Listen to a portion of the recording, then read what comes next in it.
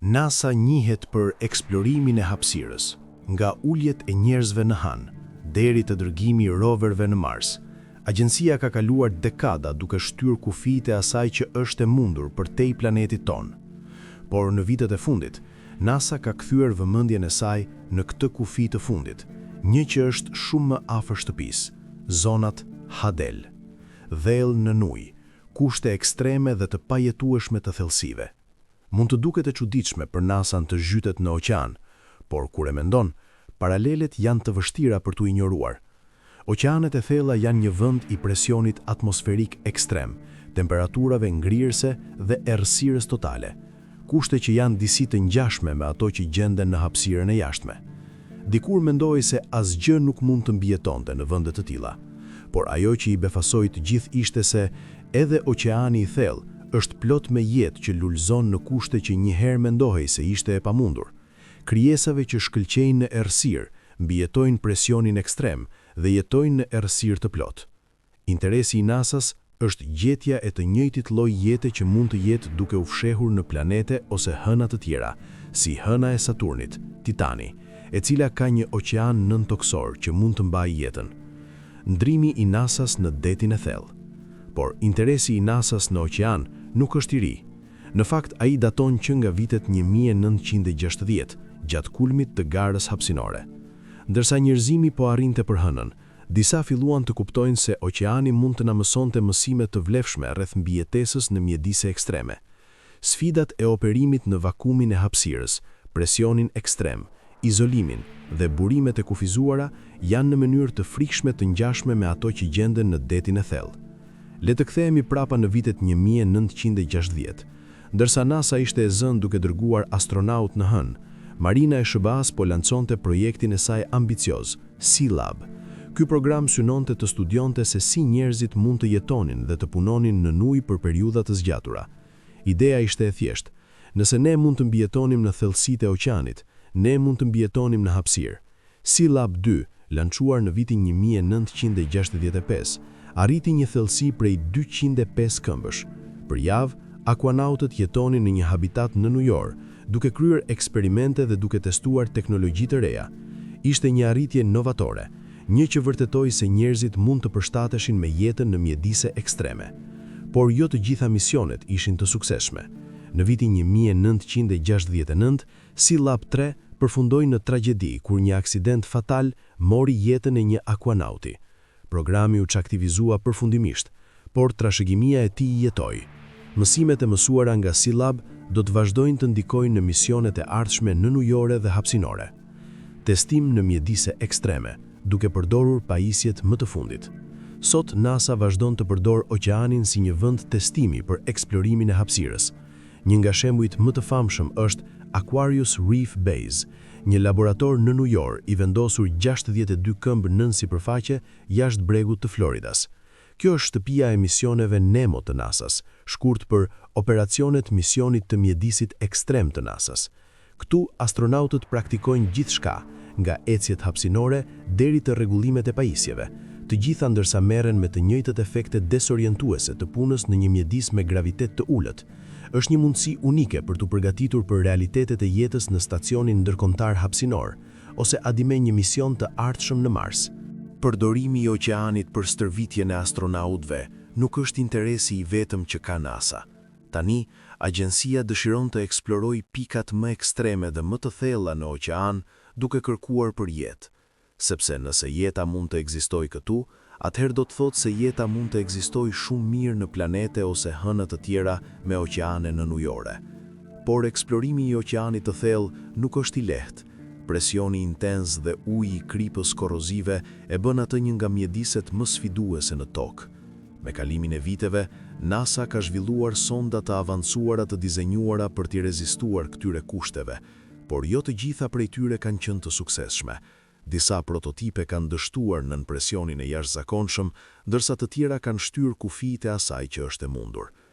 Një nga zonat më të thella dhe më misterioze, Hadel, është hendeku i Marianës.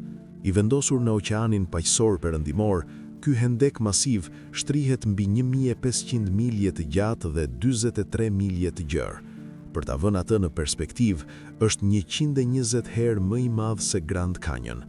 Por nuk është madhësia ajo që e bën hendekun e Marianës kaq magjepsës, është thellësia. Pika më e ulët në hendek, e njohur si Challenger Deep, është pothuajse 7 milje nën sipërfaqen e oqeanit. Në këto thellësi, presioni atmosferik është një copë kockash 15.000 pound për inç katror. Për të mbijetuar këtu, ju do të kishit nevojë për një nëndetse ose një anije të veçantë të ndërtuar posaçërisht për të rezistuar presionit, dhe vetëm 3 njerëz kanë qenë në fund të Challenger Deep. Prapa në vitin 1960, 2 burra bën atë që shumë mendonin se ishte e pamundur. Don Walsh, një lejtnant i marinës së SBA-s, dhe Jacques Piccard, një inxhinier zviceran, hipën në një nëndetse me pamje të çuditshme që quajtur Triest dhe nisën një udhëtim në pjesën më të thellë të oqeanit. Triest nuk ishte një nëndetse e zakonshme, ishte një bathiskaf, një mjet zhytjeje të thellë i projektuar për të rezistuar presionin shkatërrues të oqeanit të thellë. Pluskuesi i tij masiv ishte mbushur me benzinë për lundrim. I bashkangjitur në fund të pluskuesit ishte një sferë presioni me diametër 8 këmbë, që ishte bërë nga 2 hemisfera të çelikut me trashësi 3.5 inç të salduar së bashku. Ishte vetëm mjaft e madhe për 2 persona dhe e projektuar posaçërisht për të mbrojtur Walsh dhe Piccard nga presioni jashtëzakonshëm jashtë. Ndërsa ata zbritën, drita nga sipërfaqja zbefe dhe temperatura ra në afërsi të ngrirjes.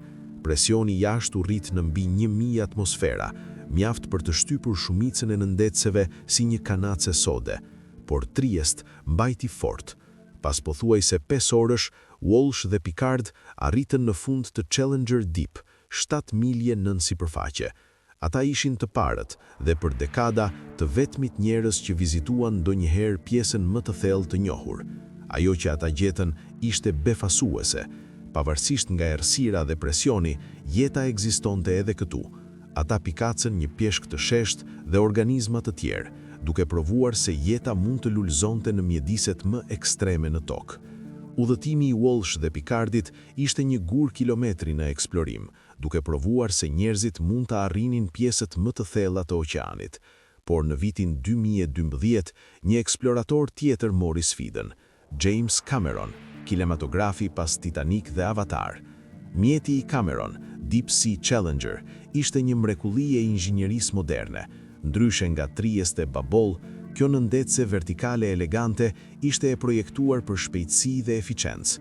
Ishte e pajisur me kamera dhe instrumente shkence të teknologjisë më të fundit, duke i lejuar Cameron të kapte pamje mahnitëse dhe të mbledh të dhëna të vlefshme gjatë zbritjes së tij. Më 26 mars 2012, Cameron pilotoi Deep Sea Challenger në fund të Challenger Deep, duke arritur një thellësi prej 35.787 këmbë. Ai u bë personi i parë që përfundoi një zhytje solo në pjesën më të thellë të oqeanit dhe vetëm personi i tretë në histori që shkoi ndonjëherë atje. Ajo që Cameron gjeti ishte si frymëzuese, ashtu edhe përulse. Dyshemeja e oqeanit ishte një peizazh i mjeruar tjetërbotror, por gjithashtu ishte plot me jetë. Ai dokumentoi krijesa të çuditshme, të pamundura më parë, si krimbi kalamar, duke provuar edhe një herë se jeta mund të lulëzojë në kushtet më ekstreme. Ekspedita e Cameron nuk ishte vetëm për thyerjen e rekordeve, ishte për avancimin e kuptimit tonë të oqeanit të thellë. Ekipi i tij mblodhi të dhëna të vlefshme shkencore, përfshirë mostrat e ujit, bërthamat e sedimenteve dhe harta me rezolucion të lartë të dyshemes së detit.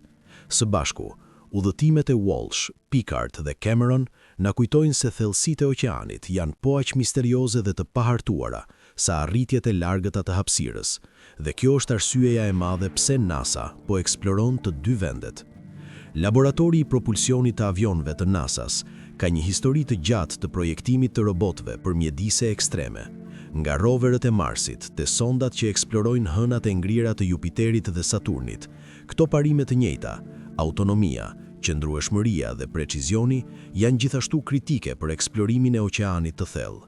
Ndërsa vetë NASA nuk ka projektuar drejt për drejt sonda të thella detare, ajo ka kontribuar teknologji dhe ekspertizë në projekte oqeanografike. Për shembull, JPL e NASA-s bashkëpunoi me Woods Hole Oceanographic Institution në zhvillimin e Orpheus, një mjet në ujor autonom i gjeneratës së ardhshme, i projektuar për të eksploruar zonat Hubble. Para Orpheus, Nereus u projektua dhe u ndërtua. Ishte një mjet hibrid i operuar nga distanca, i aftë për të arritur pjesët më të thella të oqeanit. Në vitin 2014, Nereus u humb gjatë një misioni në hendekun Kermadec, ka të ngjarë për shkak të një shpërthimi katastrofik të shkaktuar nga presioni i jashtëzakonshëm në pothuajse 32.800 këmbë. Krijesat në venat e tokës. Thellë brenda oqeanit, në vende ku kora e tokës është më e hollë, qëndron një botë e fshehur ndryshe nga çdo gjë që kemi parë ndonjëherë.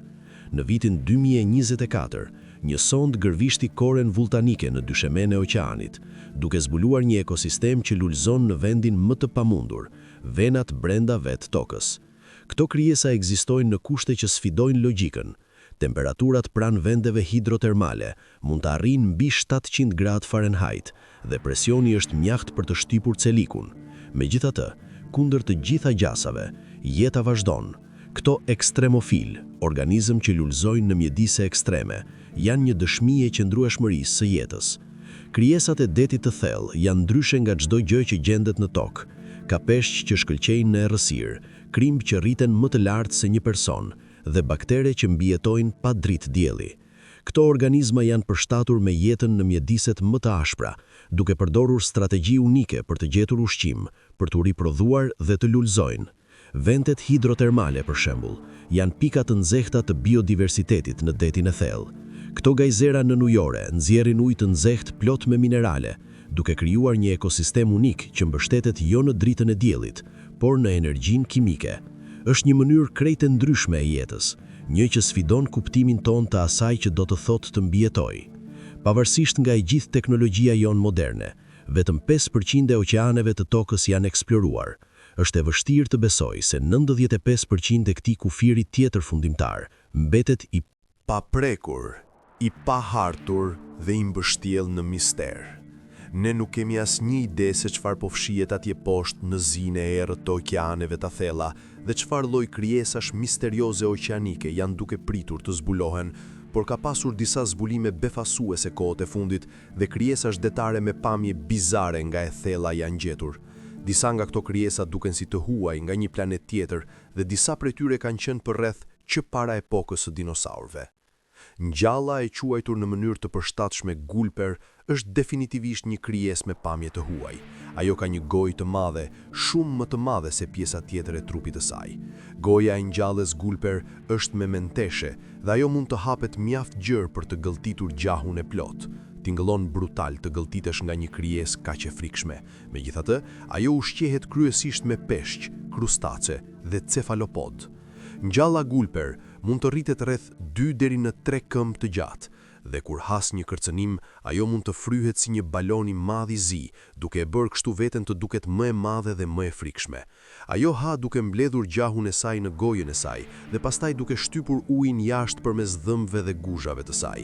Gjahu rrethohet nga lëkura elastike e ngjallës gulper, shtyhet poshtë fytit dhe gëlltitet i plot dhe i gjallë në stomakun e saj si balon.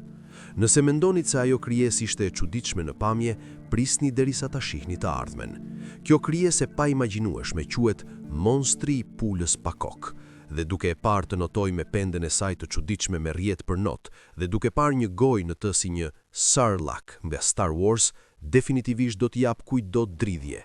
Ndërsa ajo duket si një krijesë që do të gjejë në një planet tjetër, ajo është në të vërtet një lloj kastravec deti që noton, dhe të gjitha kanë atë ngjyrë të kuqe të thellë që sheh, por ajo nuk është lëkura e tyre jashtme fare.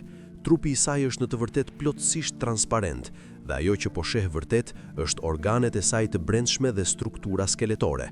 Ajo mund të gjendet thellë në oqean në thellësi prej 9800 deri në 13000 këmbë. Megjithatë, takimet me këtë krijesë janë jashtëzakonisht të rralla. Ajo ushqehet duke përdorur tentakulat e saj për të mbledhur dhe filtruar grimca organike të bimëve dhe kafshëve të vdekura që bien në dyshemen e oqeanit. Por sa e frikshme që duket, monstri i pulës pa kokë mund të mos jetë gjëja më e çuditshme që do të gjesh këtu poshtë. Në themsitë e errta të oqeanit, një grabitar i lashtë fshihet, peshkaqeni me fije. Këta peshkaqen me pamje të frikshme janë pikasur thellë deri në 5150 këmbë. Ai ka një origjinë të lashtë që daton prapa 180 milion vjet të vlerësuar. Kjo do të thotë se ata po notonin në oqeane kur dinosaurët ende po ecnin nëpër tokë. Ajo mund të rritet rreth 7 këmbë të gjatë dhe merr emrin e saj nga pamja me fije të guzhave të saj. Megjithse quhet peshkaqen, këto kafsh notojnë shumë si një ngjall.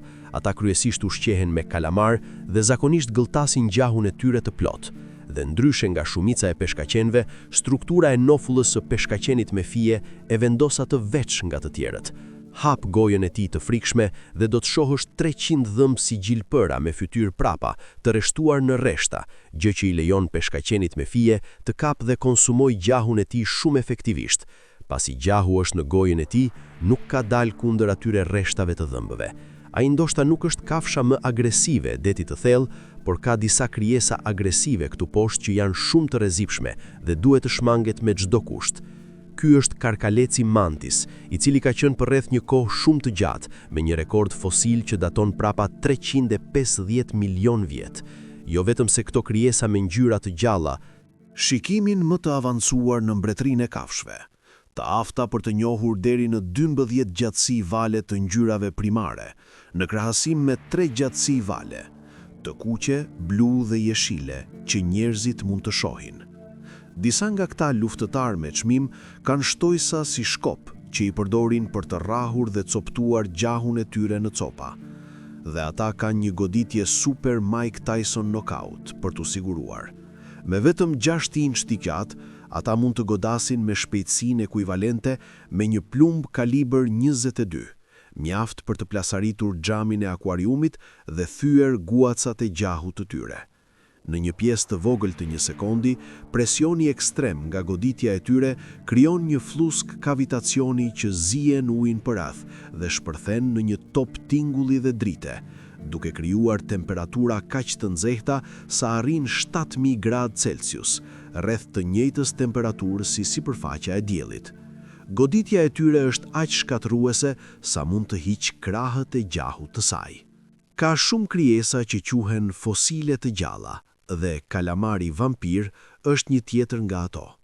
Shkencëtarët e quajtën këtë kafsh Vampiroteuthis infernalis, që do të thotë kalamar vampir nga ferri. Megjithatë, ky emër është i gabuar, sepse për një nuk është kalamar dhe sigurisht nuk është vampir.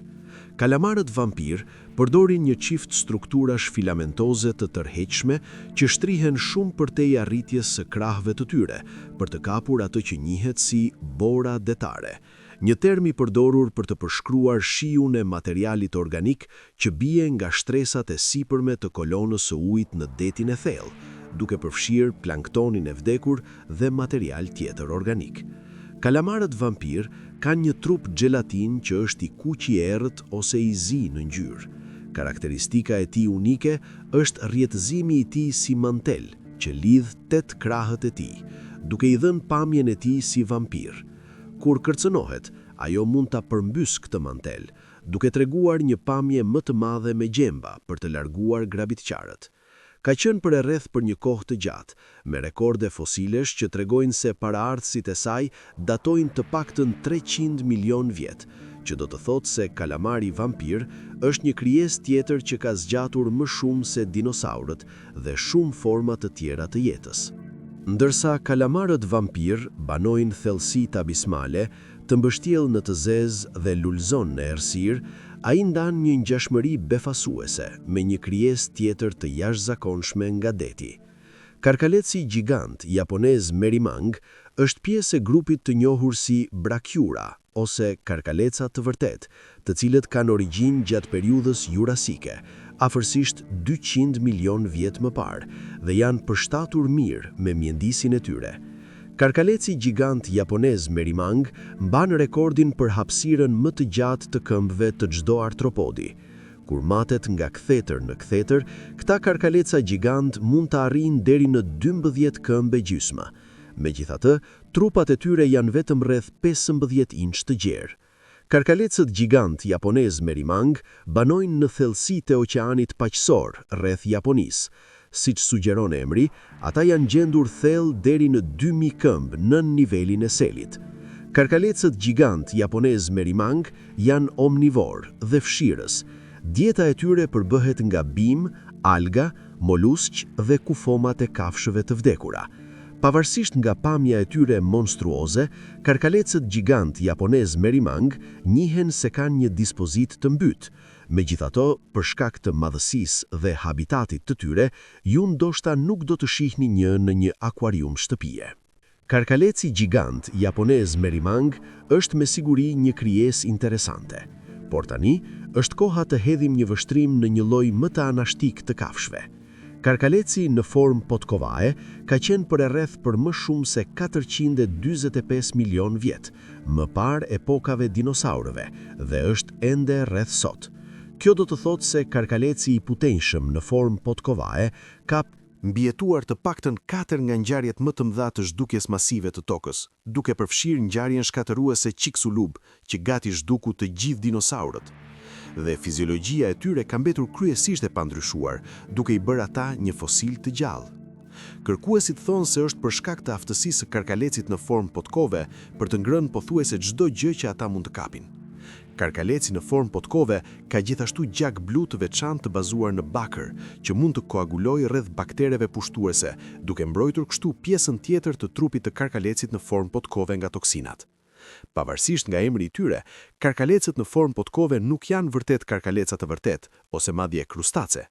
Këta artropod të ujrave të kriposura i përkasin familjes Limulidae dhe janë vërtet Chelicerates, të cilët janë më të lidhur me araknidët si merimangat, akrepin dhe riqerat. Por pavarësisht nga guaca e tyre e thumbuar me pamje të frikshme, ata janë të padëmshëm për njerëzit. Është e vështirë të besosh se karkaleci në formë potkove ka qenë për rreth kaq gjatë, por ka një krijesë tjetër prehistorike të detit të thellë që e mund atë në vijën kohore prehistorike. Takoni Nautilusin me dhoma, një krijesë e lashtë e detit të thellë që ka një rekord fosilik që daton prapa një 500 milion vjet mahnitës. Për ta vënë atë në perspektivë, ata po lulëzonin në oqeanet e thella 300 milion vjet para epokës së dinosaurëve. Ka vetëm 6 lloje të Nautilusit me dhoma dhe ata nuk kanë ndryshuar shumë me kalimin e kohës. Guacat e tyre janë veçoria më dalluese, që janë me formë spirale dhe të ndara në dhoma të shumta, prandaj emri Nautilus me dhoma. Ndërsa Nautilusi rritet, ai krijon dhoma të reja, më të mëdha dhe lëviz në dhomën më të jashtme. Këto krijesa janë fshirës që ushqehen me peshk të vdekur dhe detritus tjetër organik që fundoset në fund të dyshemes së oqeanit. Ka një sqep të mprehtë si një oktapod dhe 90 tentakula. Ata mund të jetojnë deri në 20 vjet, që është mjaft gjatë për një cefalopod. Duke lëvizur nga eleganca spirale e Nautilusit me dhoma, ne zhytemi më thellë në një botë të papritur nënujore për të takuar një krijesë më pak të njohur, por aq magjepsëse. Vetëm një vështrim në karkalecin i Yeti dhe e kupton nga e merr emrin e tij. Është i mbuluar me atë që duket si fije të holla me ngjyrë bjonde si flok, të quajtura setae. Këto veçori që kujtojnë njeriun e abominueshëm të borës ose Yeti e bëjnë atë një nga krijesat më unike me pamje detare. Por gjëja më e pabesueshme për karkalecin Yeti është se ata banojnë disa nga vendet më të pajetueshme në tokë, në detin e thellë pranë venteve hidrotermale. Këto vente nxjerrin ujë të nxehtë të pasur me minerale, duke krijuar një mjedis ekstrem që pak organizëm mund të tolerojnë. Gjëja tjetër e jashtëzakonshme për këto krijesa të forta është se si hanë. Ato ashtu quajturat qime në ktherrat e tyre shërbejnë si një habitat për baktere kimiosintetike, që shndrojnë kimikatet inorganike nga vendet hidrotermale në lëndë organike përmes një procesi që quhet kimiosintezë. Karkaleci Yeti kultivon këto baktere, duke tundur ktherrat e tij përmes ujit të pasur me minerale, duke i dhënë atyre lëndë nutrite. Në këmbim, karkaleci konsumon këto baktere, gjë që e ndihmon atë të mbijetojë në një mjedis të varfër me ushqim. Dhe ndërsa jemi në temën e karkalecëve, ky i ardhshmi është realisht interesant, në qoftë se jo krejtësisht i çuditshëm. Ky është karkaleci boxt, dhe si shumë krijesa të tjera në detin e thellë, është një mjeshtër i maskimit dhe ka një ritual shumë të çuditshëm të qiftimit. Karkaleci boxt kap shokun e tij dhe e mban atë përreth, dhe madje do ta varros atë për të mbrojtur. Femra shumë më e vogël nuk duket se mendon për atë që po ndodh, dhe ai do ta mbajë atë përreth derisa ajo të hedh guacën e tij. Nuk dihet më shumë për këtë. Krijesa të fshehta detare, përveç se janë shumë të shijshme, duke qenë një i afërm me karkaleca mbret. Do me thënë, nëse je në gjendje të kapësh një në thellësi të tilla në oqean. Por nuk ka vetëm karkaleca unik dhe karkaleca në oqeanet e thella, ka disa versione të çuditshme të peshkaqenëve dhe peshqve atje poshtë, gjithashtu. Takoni gjën e ëndrave të këqija, peshkaqenin goblin. Një nga veçoritë më goditëse të peshkaqenit goblin është pamja e tij e dallueshme bizare. Ai ka një hund të gjatë të sheshtë që i jep një pamje si goblin, prandaj emri i tij. Nofullat e tij mund të dalin përpara për të kapur gjahun, gjë që është një përshtatje e parë në shumë pak lloje peshkaqenësh. Peshkaqeni goblin shpesh i referohet si një fosil i gjallë, si shumë nga këto krijesa, sepse i përket një nga linjat më të vjetra të peshkaqenëve. Vlerësohet se ka qenë për më shumë se 125 milion vjet, duke i bërë atë një relik të vërtet nga e shkuara. Peshkaqenët goblin gjenden kryesisht në ujërat e thella të oqeanit, duke variuar nga 1000 deri në 4000 këmbë nën sipërfaqe. Ky habitat i bën ata jashtëzakonisht të fshehtë dhe si rezultat ata rrallë shihen nga njerëzit. Por thellë nën sipërfaqen e oqeanit, ku drita e diellit mezi arrin, jetojnë krijesa të tjera kaq të botës tjetër dhe unike që ata rrallë shihen nga njerëzit fare. Takoni peshkun gjigant oarfish.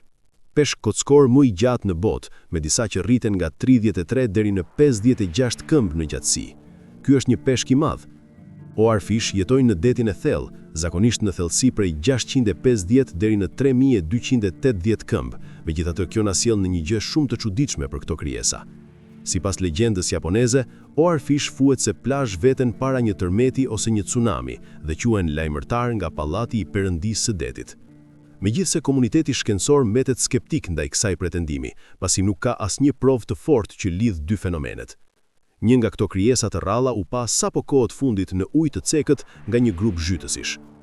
Ka ende shumë që ne nuk e dim për këtë peshk të fshehtë të detit të thellë. Duke folur për gjëra që fshihen thellë, ne nuk mund të harrojmë për rrazat, dhe kjo është definitivisht unike. Siç nënkupton emri, rrazat e ujrave të thella gjenden në pjesë shumë të thella të oqeanit. Ata zakonisht jetojnë në thellësi që variojnë nga 660 deri në 6600 këmbë. Ata janë gjithashtu të njohur si rraza 6 gëlqere, sepse ata kanë 6 çifte të çarjeve të gëlqereve në anët e tyre të poshtme, ndërsa shumica e rrazave dhe peshkaqenëve të tjerë kanë vetëm 5. Ndryshe nga shumë rraza, që kanë trupa të gjerë të sheshtë, rrazat e ujrave të thella kanë një trup më të rrumbullakët ose me formë pyeke. Kjo u ndihmon atyre të lëvizin përmes ujit në detin e thellë. Ata zotrojnë një bisht të gjatë si kamxhik, që mund të jetë disa herë gjatësia e trupit të tyre.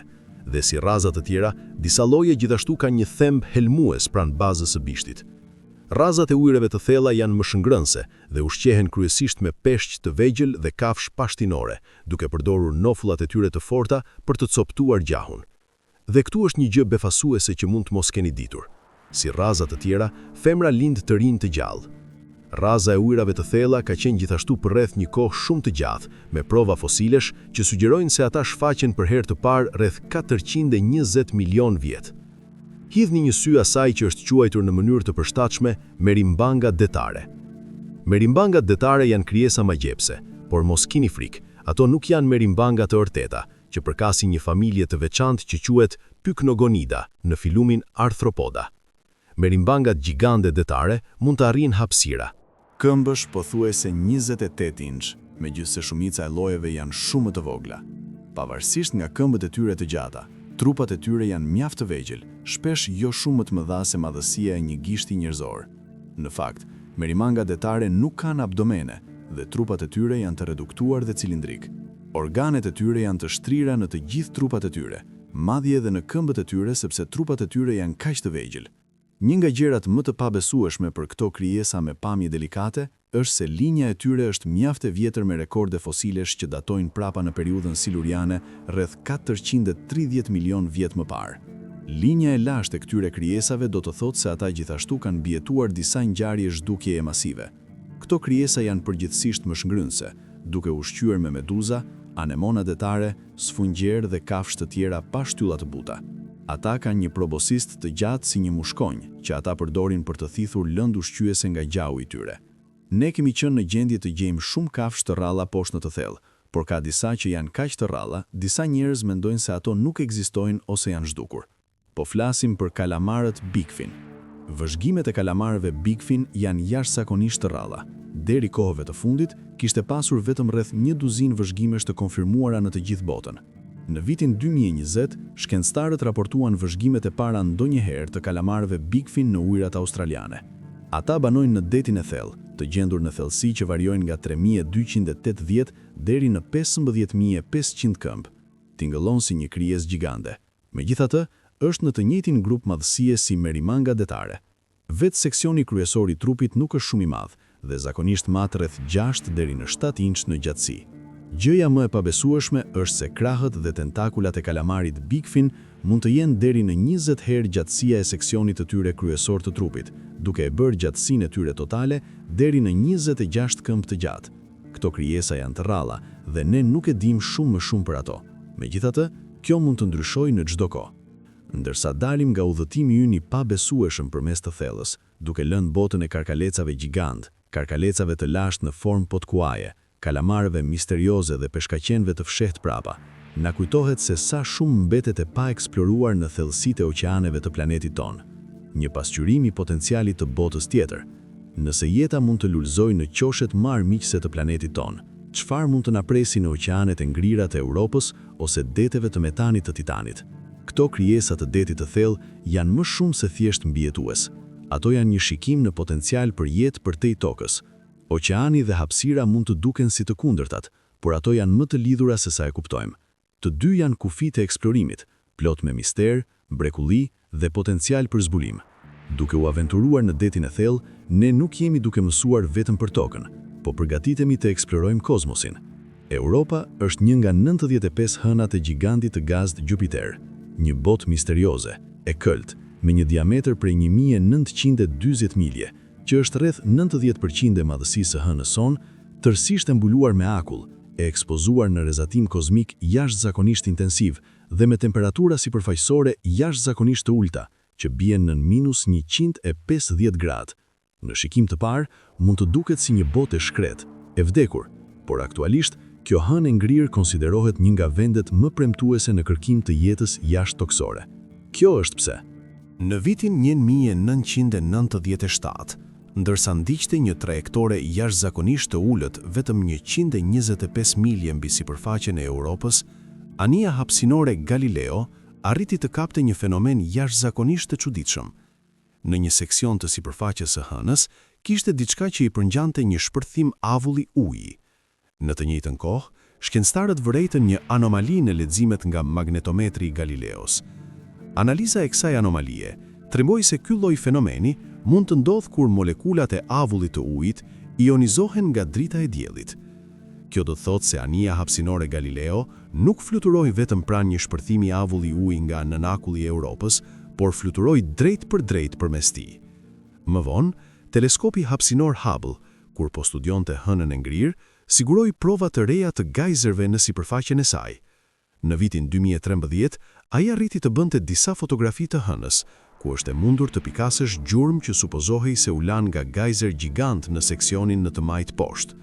Shkencëtarët besojnë se këto avione gajzerësh arrin disa qindra kilometra para se të përplasen prapa në sipërfaqen e hënës. Sipas llogaritjeve, çdo 8 minuta ka mjaft ujë të nxjerrë nga nënakull për të mbushur një pishinë olimpike. Në të vërtetë, ka shumë ujë të lëngshëm atje. Thellësia e oqeanit nënakullor të Europës mund të arrijë 60 milje dhe vëllimi total ka të ngjartë të tejkalojë 2 fish vëllimin e oqeaneve të tokës.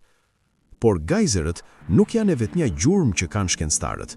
U vendos kohët e fundit se shpejtësia e rrotullimit të korës së Europës ndryshon, ndonjëherë lëviz më shpejt, ndonjëherë më ngadalë. Kjo do të thotë se lëvizja e korës ndryshon nga shpejtësia e rrotullimit të pjesës së brendshme të hënës. Shkaku atribuohet ndikimit gravitacional të Jupiterit. Forcat e baticës së gigantit të gazit shkaktojnë deformim, gjë që e bën korën e ngrirë të rrëshqas ngadalë dhe në mënyrë të pabarabartë mbi oqeanin nënakullor. Kjo është provë drejt për drejt se midis guacës së ngrirë dhe bërthamës së ngurtë të hënës ka një oqean të gjerë të ujit të lëngshëm, gjë që e bën të mundur këtë lëvizje kaotike të guacës së ngrirë.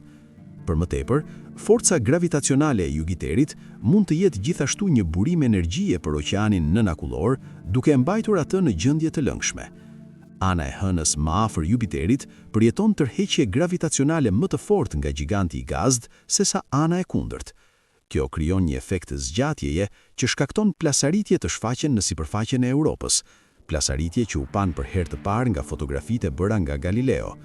Për më tepër, ka të ngjarë se hëna të nxehet nga brenda për shkak të proceseve të baticës dhe fërkimit të shkaktuar nga përkulja e saj. Galileo gjithashtu zbuloi një shqetësim të çuditshëm në strukturën e fushës magnetike të Jupiterit në hapësirën rreth Europës. Kjo anomali sugjeron se fusha magnetike shtrëmbërohet për shkak të ndërveprimit të saj me një lëng përcjellës elektrik nën sipërfaqen e hënës. Bazuar në përbërjen e ngrirë të Europës, shkencëtarët besojnë se materiali më i mundshëm përgjegjës për këtë nënshkrim magnetik është një oqean global i ujit të kripur, të fshehur në një shtresë akulli masive të vlerësuar të jetë rreth 10 deri në 15 metra të trash. Çdo rrezatim ose ndikim i jashtëm nuk mund të arrijë këtë botë uji, gjë që do të thotë se nuk ka asgjë të rëndësishme rreth kthentël ose nuk ka asnjë kërcënim për jetën potenciale dhe evolucionin e saj. Por pse shkencëtarët besojnë se në kushte të tilla ekstreme, larg diellit, në një shtresë të trash akulli, është megjithatë e mundur që jeta jashtëtoksore të ekzistojë? Dhe sa komplekse mund të jetë? Ne tashmë e dimë se uji i lëngshëm është thelbësor për jetën të shfaqet, dhe Europa ka më shumë se mjaft. Për më tepër, uji në Europë është në lëvizje të vazhdueshme, ndër veprimin me mantelin e silikatit, gjë që do të thotë se përbërjet minerale po lahen duke siguruar burimet për format potenciale të jetës. Energjia termike, që është një komponent. Një fakt tjetër kyç për jetën të ekzistojë është e pranishme brenda Europës për shkak të proceseve të deformimit gravitacional. Drita e diellit nuk kërkohet gjithmonë. Për më tepër, ka hipoteza që aktiviteti vulkanik mund të jetë një burim tjetër energjie. Nëse ka vulkane të fshehur në akull, ato mund të krijojnë kushtet e nevojshme për jetën. Shembuj të kësaj ekzistojnë në tokë, ku shkëmbinjt vulkanik në dyshemene e oqeanit ndërveprojnë me ujë të kripur, duke krijuar reaksione kimike që gjenerojnë energji dhe mundësojnë mikrobet, krimbat dhe organizmat e tjerë të lulëzojnë. Vende të ngjashme të thella detare mund të ekzistojnë në Europë. Për më tepër, kushti më i rëndësishëm për shfaqjen e jetës është prania e elementëve kimik, bloqet themelor ndërtuese për të gjitha gjërat e gjalla. Studimet e fundit sugjerojnë se këto element janë në fakt të pranishëm në Europë. Sapo kohët e fundit, teleskopi hapësinor Hubble arriti të zbulojë dioksid karboni atje. Analiza e të dhënave tregon se dioksidi i karbonit ka të ngjarë të ketë origjinë në oqeanin nëntoksor të Europës sesa të mbërrijë në një meteorit ose burime të tjera të jashtme. Në një imazh infrat kuq të bërë nga Hubble, një njoll e bardhë karboni është e dukshme kundër sipërfaqes blu të Europës. Në mënyrë të veçantë, ky dioksid karboni u depozitua në një kornizë kohore gjeologjikisht të fundit. Dhe kjo zbulim intrigues sugjeron se ndërsa po flasim, diçka mund të jetë e gjallë nën akullin e Europës. Përveç dioksidit të karbonit, janë gjetur gjurmë të ujësjenit, peroksid, i cili është thelbësor për një proces të njohur si metanogjeneza, prodhimi i metanit nga arkea anaerobike. Një zbulim tjetër mahnitës u bë nga anija hapësinore Juno më 29 shtator 2022. Ndërsa po fluturonte mbi Europë vetëm 220.000 mbi sipërfaqen e saj, ajo zbuloi jone hidrogjeni atomik që dilnin nga atmosfera e hënës, duke treguar një sasi të konsiderueshme oksigjeni, e prodhuar si rezultati grimcave të rrezatimit që bombardojnë sipërfaqen e satelitit, më pas duke thyer molekulat e ujit në hidrogjen dhe oksigjen. Kërkuesit vlerësuan se Europa prodhon rreth 12 kg oksigjen në sekond. Oksigjeni mjaftueshëm për të furnizuar 1 milion njerëz për të frymëmarr për një ditë të tërë. Shkencëtarët kanë spekuluar se disa nga ky oksigjen mund të jetë duke arritur oqeanin nëntoksor përmes proceseve gjeologjike. Nëse kjo është rasti, prania e oksigjenit në oqeanin e Europës rrit më tej shanset e jetës atje. Së fundi, për jetën të filloj dhe të evoloj, është thelbësore të kesh një mjedis të qëndrueshëm dhe më e rëndësishmja, një sasi të madhe kohe, diçka që Europa ka pasur në bollëk. Sipas vlerësimeve të fundit, ky oqean mund të ketë ekzistuar aq sa sistemi ynë diellor, më shumë se 4 miliard vjet. Gjatë kësaj kohe, oqeani nëntoksor ka qenë i izoluar nën shtresa të mëdha akulli, duke siguruar një mjedis të qëndrueshëm, të sigurt për çdo formë potenciale jete për të shfaqur. Duke pasur parasysh një hapësirë kohore kaq të madhe, edhe në kushte më të pafavorshme se ato në tokën e hershme, probabiliteti i shfaqjes së jetës mbetet mjaft i rëndësishëm. Dhe nëse jeta ekziston në Europë, çfarë mund të presin shkencëtarët të duket ajo? Besohet se çdo formë jete e zbuluar atje ka të ngjarë të jetë primitive, e ngjashme me jetën bakteriale që shfaqej nga vendet e thella detare të tokës. Ndërsa disa shkencëtar, të përfshirë në projektin e përkushtuar për studimin e Europës, pretendojnë format primitive të jetës si pritshmëritë e tyre më të optimiste, të tjerët në anën tjetër e çojnë një hap më tej, shpresojnë të zbulojnë jetë komplekse myqelizore. Sipas hipotezës së tyre, diçka e ngjashme me baktere kemotrofe mund të banojnë oqeanin nëntoksor të Europës. Formuar shtresa depozitash organike në dyshemen e oqeanit. Format e tjera të jetës do të ushqeheshin me këto depozita, analog me bimgrënësit në tokë përkatësisht. Ato ka të ngjarë të jenë grabitqarë, ndoshta që i ngjajnë peshkaqenëve. Këto krijesa do të duhej të lulëzonin në errësirë të plotë dhe nën presionin e madh të krijuar nga akulli i trash dhe thellësia e oqeanit. Ndërsa spekulimi i tillë mund të tingëllojë fantastik, nuk është plotësisht i pabazuar. Një argument tjetër bindës në favor të fizibilitetit të hipotezës se mund të ketë jetë nën korën e hënës së ngrirë është një nga zbulimet më të rëndësishme gjeografike të fundit të shekullit të 20. Në vitin 1973, një ekspedicion kërkimi në Antarktidën lindore zbuloi një nga liqenet më të mëdha në nakullore të ujit të ëmbël në botë, të quajtur liqeni Vostok, për të cilin diskutuam në një video tjetër. Ai është i varrosur në 2.5 milje akull dhe ka qenë në izolim total nga bota e jashtme për miliona vjet. Mostrat e ujit nga ky liqen zbuluan praninë e baktereve unike. Kushtet në liqenin Vostok besohet se nuk janë shumë ndryshe nga ato në oqeanin nëntoksor të Europës. Kjo gjetje unike në tokë na jep arsye të besojmë se jeta mund të ekzistojë në fakt në kushte të tilla që duken të tmerrshme dhe ekstreme. Për të përcaktuar nëse oqeani i Europës mund të konceptojë dhe mbështesë jetën, NASA lançoi misionin më ambicioz të eksplorimit planetar në historinë e njerëzimit, misionin e fluturimeve të shumta të Europës. Ylli i këtij misioni është anija hapësinore Europa Clipper. Pavarësisht nga kompleksiteti dhe rreziqet e misionit, ka shpresa të larta për Europa Clipper dhe është anija hapësinore më e avancuar teknologjikisht që është dërguar ndonjëherë në Jupiter. Lançimi u krye më 14 tetor të këtij viti. Anija hapësinore u lançua në hapësirë nga raketa SpaceX Falcon Heavy, e cila lejoi Europa Clipper të ndjekë një trajektore që përfundimisht do ta çojë atë në Jupiter. Kjo është anija më e madhe hapësinore që NASA ka dërguar ndonjëherë për të eksploruar një trup planetar, duke peshuar 12.000 pound në lançim, me antenat dhe panelet e saj diellore plotësisht të shpalosura. Shtrihet 100 këmbë nga një skaj në tjetrin dhe është rreth 58 këmbë të gjerë. Kjo është më e madhe se një fush basketbolli. Panelet diellore u dhanë një rol të veçantë për të luajtur. Ato u ndërtuan në qendrën hapësinore Kennedy në Florida dhe matin rreth 46 këmbë të gjata dhe rreth 13 këmbë të larta. Këto panele janë më të mëdha që janë zhvilluar ndonjëherë nga NASA për një mision planetar. Kjo nuk është rastësi. Madhësia është e nevojshme për të kapur sa më shumë dritë diellit të jetë e mundur, ndërsa eksploron një hënë që është 5 herë më larg nga dielli se toka. Misioni i fluturimeve të shumta të Europës është bërë misioni planetar më i shtrenjtë i NASA-s në histori, duke kushtuar $5.2 miliard, që është rreth gjysma e kostos së teleskopit hapësinor Hubble dhe 2 fish i shtrenjtë sa roveri më i fundit i Marsit. Europa Clipper mbart 9 instrumente shkencore të avancuara në bord, të cilat do të fillojnë të punojnë në sinkronizim sapo të arrijnë në Europë. Midis tyre është një radar i projektuar për të penetruar në akull. Ai do të dërgojë sinjale radio në guashkën e ngrirë të Europës dhe do të analizojë sinjalet e reflektuara për të zbuluar veçoritë e brendshme të hënës. Kamerat me fuqi të lartë do të hartojnë Europën me rezolucion shumë më të madh se misionet e mëparshme.